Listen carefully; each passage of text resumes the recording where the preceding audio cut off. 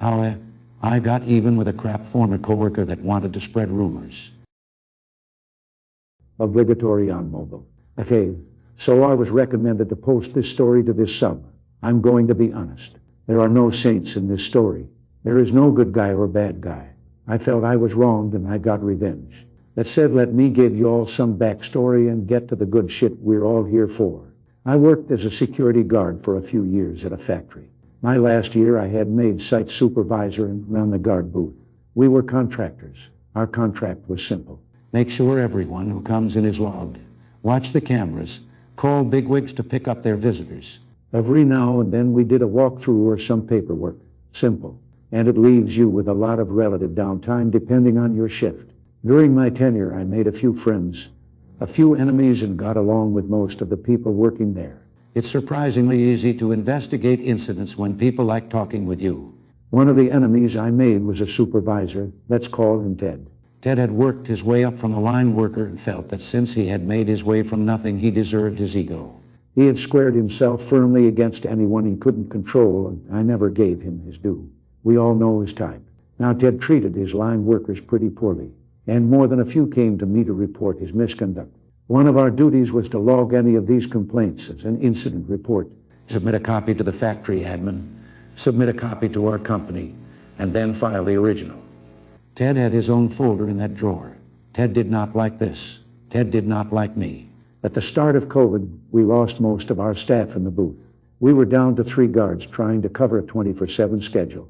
We did a lot of 12-hour shifts starting from March going all the way to October when I left. My company struggled to fill the missing spots, hiring the guards during that period. Neither lasted more than 2 weeks. October came. I was burnt. Then both my remaining guards quit. I don't blame them in the least.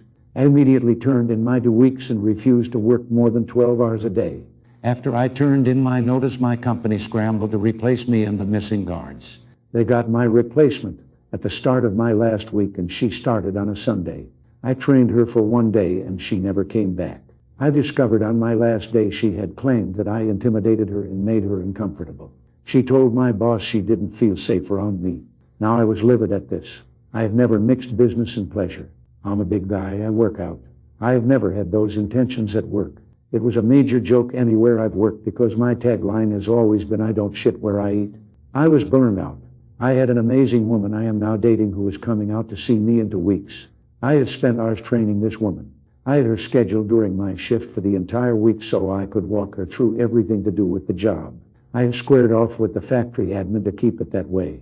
I was doing everything I could to help her cause she was coming into a major fucking mess. Admin was looking for a different contractor. Supervisors were trying to access our files. We had shit tons of sensitive information that would have let anybody move up the ladder quick, or at the least remove a lot of competition. It was chaos. At this point, I hadn't had a day off or a good night's sleep in 3 months, and the boss I had only ever talked to over the phone had arrived in person to tell me this shit. I had almost been terminated over this on my last fucking week. If I didn't have the work ethic my father taught me, I would have walked then and there. I finished my day and walked away, never intending to think of that job again. Now the story should end here, but it didn't, and this is the juicy part you all are hankering for. See, after I left, a few friends kept me up to date on the going-ons. My replacement came back for a day and then quit, citing the long hours would keep her away from her kid. I was salty, but it's not my problem. Until a few days ago, Ted had found out about her allegations and began spreading rumors I had been terminated for sexual harassment. He then told people that I was a serial harasser and had caused a former female employee to quit as well. She had left as I had gotten the site supervisor job over her. I had seniority, and she had a dirty disciplinary record. She had a few incidents that had nearly gotten her fired. I didn't like this, especially given that 2/3 of the incident reports I had on Ted were for sexual harassment. What Ted didn't know is that I don't like being fucked with. While I'm quiet and unassuming, I had plenty of time to build my MAD folders. Little personal history. When I was a computer tech, I had been royally screwed over and nearly fired by my then boss.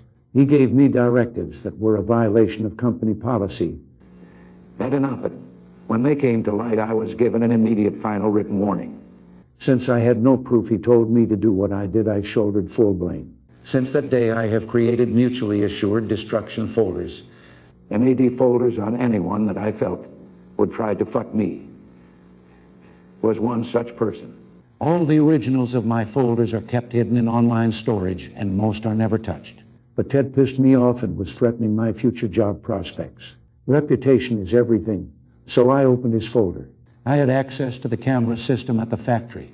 Folks, small-town factories are disgusting. People do shit you wouldn't believe. One really popular thing to do is fuck in the parking lot. Ted had built a little harem for himself by giving better line positions to women that gave him a little action. And I had pictures and video. I made a nice little folder with some choice clips and stills. Then I sent them to his wife and oldest daughter. Dude is 20-ish years, married with 4 daughters, 2 in college, one graduating in a year or 2. No clue what happened there, but I doubt it's going well for him. And that wasn't the end. I wasn't satisfied. This never would have been a thing if that replacement hadn't used me as an excuse to duck and run. I told you all there's no saints here. During her one day of training, my replacement had asked me about cell phones with good cameras and a bunch of weird policy questions. A few careful questions, and lo and behold, she has an OnlyFans. I warned her that was a huge violation of our contract with the company. Any type of sex work is forbidden, as the company has clients in Vegas and some European countries where that is legal and doesn't want any workers moonlighting. The company is incredibly strict on that, strict to the point I could have terminated her on the spot. They are impartial. Man or woman, it is not tolerated. Thinking on this and being very irate, I track it down. And she was nice enough to have links to her premium Snap.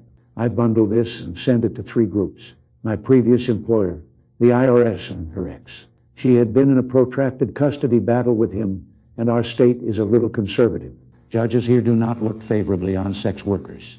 Most have a prejudice that the women are hooked on drugs and will harm the child. And I just gave her ex evidence of sex work and possibly tax fraud. If his lawyer can't get at least split custody, no child support, that on the ex for being a piece of shit. So that's my story. Let me know if you all feel this is pro-revenge or not, cause honestly I'm not sure if I went far enough. Edited for better formatting by popular request.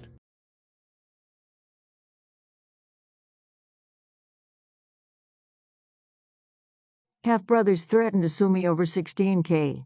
It cost them $158K and possibly their parents' marriage. When I, 25F, was 3, my grandparents passed away. They set up a savings account in my name. The account was meant to be accessed by me when I was 21. At that point, it contained just over $300K. My grandparents left me a letter saying they would like me to share the money fairly with any other Smith-Jones children, meaning my full siblings. Dad's a Smith, Mom's a Jones. By fairly, they meant that they wanted me to assess the situation and judge for myself what was fair. I never had full siblings, but I have 2 half-brothers, Mac and Joe Smith, who are Dad and stepmom's kids. Due to the specific wording my grandparents used, I legally never had to give Mac or Joe any money. However, I see Mac and Joe as my brothers, and as the money came from our grandparents, I felt that the fairest thing would be to assign each of us $100K, so we all got an equal-sized lump sum, and I figured that when Mac, the youngest, turned 21 and took his $100K, we could split any remaining money. When I turned 21, Dad suggested I buy a house with my $100K. I found a place I loved, but it was $130K and I couldn't get a mortgage. So Dad said I should borrow $30K from the account. I did, figuring I could pay it back before my brothers turned 21. And I have been repaying it. The account should be at $208K right now. But due to me withdrawing and then repaying that money, it's at $195K, so I still owe $13K. Joe turned 21 recently, and as I was giving him his $100K, Joe noticed that there was less in the account than there should be. I explained and said I was going to put it all back before Mac, now 19, turns 21. Joe told Mac and both boys said I stole from them and owed them the full $13K back, plus $3,000 of interest that they felt they would have gotten, and they wanted it all paid by this summer, which gave me less than 6 months to bring the account up to $211K. I said I'd do it, but over 2 years as planned. The boys then wrote up a contract to that effect. I went to sign it, until I saw that it said 6 months to pay it all back. I wouldn't sign as we agreed on 2 years. They said I should figure it out as they were entitled to that money and would be seeking legal advice. Later that day I got an email, clearly written by them, saying that they intend to sue me for the $16K, plus whatever is currently in the account, and additional damages and emotional distress on top of that. At this point in time, I'd given Joe about $50K of his $100K because he wanted it in installments. I responded that legally, they were never entitled to any of it, and given their attitudes, I'd say they've already received an amount I deem fair, so that $50K was all they were getting. I then got a barrage of texts, calls, and emails yelling at me for going back on our deal. I blocked them. They then took to social media, saying that I was trying to screw them out of their inheritance, and rallying our extended family into harassing me over this, and it mostly worked as a lot of people messaged me. However, I got a message from this guy called Chris Smith. Chris said he was 27 and claimed to be my half-brother. I had never met him before, but he sent me photos of him as a kid with our dad, grandparents, and me.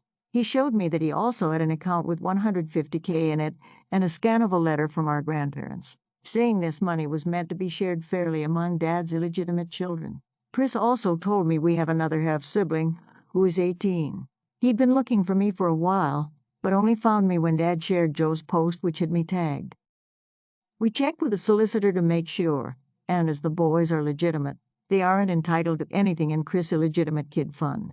And as they are my half-siblings, they aren't entitled to anything in my Smith-Jones Kids Fund, either. I sent the boys a letter formally telling them to back off, stop posting about me online, and enjoy the $50K because it's all they're getting. The day they received the letter, Chris got a PM from Dad, asking if the boys can have some of Chris' fund. Chris also said no, and told Dad we'd met.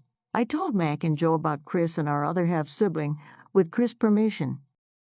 So it looks like my grandparents, knowing about Chris before they passed, set up the funds. One for the kids Dad had with my mother, who was still his wife when they passed, and one for children born out of Dad's affairs, presumably to make sure no one tried to screw anyone else over out of hurt feelings.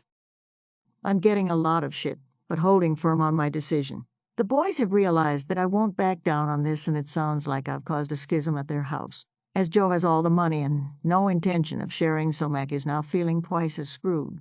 Plus, stepmom apparently did not know about the other half-siblings, or that my half-sister was born after she and Dad got married, and she's made Dad move into a hotel. It sounds like Dad is looking for a long-term living arrangement outside of the family home, because it looks like she is not letting him move back in.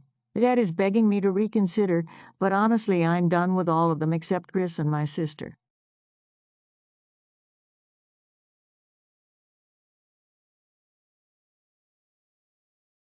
Check out my other marvelous videos.